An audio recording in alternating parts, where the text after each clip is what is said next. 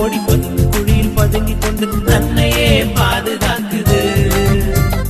தம்பி தங்கை ஓடு ஓடு கொடு கொடுத்து ஓடு ஓடு கண்மலையாம் இயேசுவுக்குள்ள.